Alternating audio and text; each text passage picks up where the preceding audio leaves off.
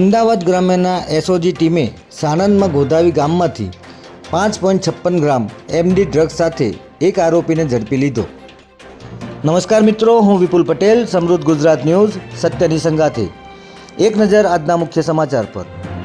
અમદાવાદ ગ્રામ્ય એસઓજી ટીમે સાણંદના ગોધાવી ગામમાંથી 5.56 ગ્રામ એમડી ડ્રગ્સ સાથે એક આરોપીને ઝડપી લીધો છે, જેમાં પોલીસે બાતમીના આધારે ગોધાવી ગામથી મુનિબાપુ તરફ જવાના રોડ પર શિવકૃપા પાન પાર્લરની બાજુમાંથી અજયસિંહ ઉર્ફે અજમલસિંહ વાઘેલા નામના આરોપીને ઝડપી લઈ તપાસ કરતા તેની પાસેથી 5.56 ગ્રામ એમડી ડ્રગ્સ મળી આવ્યું હતું, જેની બહાર કિંમત 55,600 રૂપિયાની થાય છે।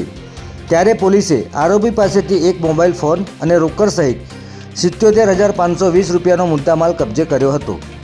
પકડાયેલ આરોપીને ડ્રગ્સનો જથ્થો વેચાણ માટે પૂરો પાડનાર અન્ય આરોપી શબ્બીર કુરેશી ફરાર હોવાથી પોલીસે તેને ઝડપી લેવા ચક્રો ગતિમાન કર્યા છે।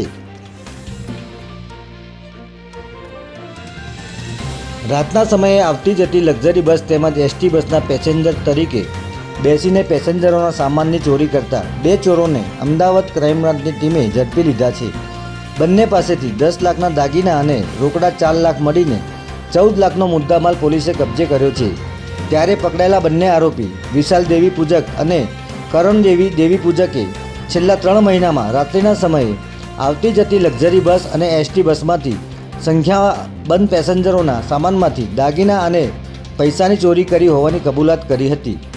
ત્યારે આરોપીઓ આવા કેટલા ગુનાઓમાં સામેલ છે તેને લઈને પોલીસે આગળની તપાસ શરૂ કરી છે। જય હિન્દ, જય ભારત।